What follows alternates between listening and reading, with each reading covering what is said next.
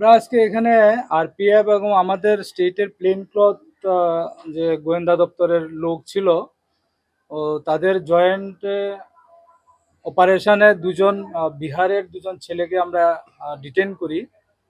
তো এখানে তাদের কাছ থেকে পজিশন থেকে একটা অ্যাপারেন্টলি মনে হচ্ছে এটা কান্ট্রি মেড পিস্তল, তবে এটা ডিটেলস ইনভেস্টিগেশনের পরে বোঝা যাবে এটা কি কান্ট্রি মেড বা ফ্যাক্টরি মেড কিনা।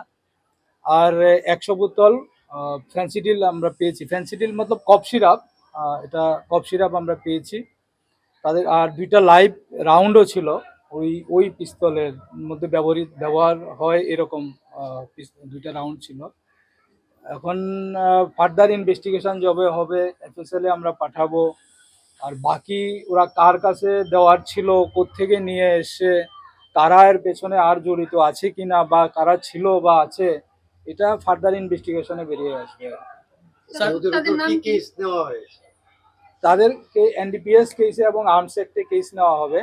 আর একজনের নাম হলো কার্তিক, আরেক ইয়াদব, আরেকজনের নাম হলো আমোদ।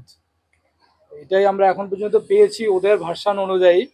বাকি ওদের রেকর্ডপত্র যখন চেক করব আরও কি ডিটেলস আছে এটা বেরিয়ে আসবে। কোনো ট্রেন থেকে উদ্ধার করা হয়েছে? হ্যাঁ, ট্রেন থেকে আর এটা রানী কমলাপতি এক্সপ্রেস যে ট্রেনটা আসে ওই ট্রেনটা থেকে আমরা পেয়েছি। স্যার ইদানিং দেখা যাচ্ছে রেল স্টেশনকে ব্যবহার করে বিভিন্ন রকমের নেশা সামগ্রী পাচার, এবং আপনাদেরও সাফল্য আছে। রেল স্টেশনে কি আরো কড়া নিরাপত্তা করা দরকার? হ্যাঁ, আমরা তো অ্যাকচুয়ালি বললাম না, যেটা বললাম যে প্লেন ক্লথ আমাদের গোয়েন্দা দপ্তরের প্লেন ক্লথ স্টাফ এটার মধ্যে ছিল এবং আরপিএফ এর ছিল। তো আরপিএফ এর তারা তো ইউনিফর্মেও থাকে, প্লেন ক্লথেও থাকে কেউ কেউ হয়তো। আর প্লেন ক্লথে আমাদের লোক থাকে, প্লেন ক্লথ গোয়েন্দা দপ্তরের লোক থাকে, পাশাপাশি জিআরপির লোকও থাকে, যারা বিভিন্ন সময় এই ট্রেনগুলোর মধ্যে সিকিউরিটি চেকিং বা আদার চেকিং করে এবং করে আসছে। এই জন্যই তো এতগুলো সাকসেস আসছে, আদারওয়াইজ তো এর আগে তো ছিল না। তো এটাকে এখন অনেক বেশি স্ট্রেংথেন করা হয়েছে। এই জন্য আপনারা হয়তো দেখেছেন এর আগেও কয়েকবার ধরা পড়েছে।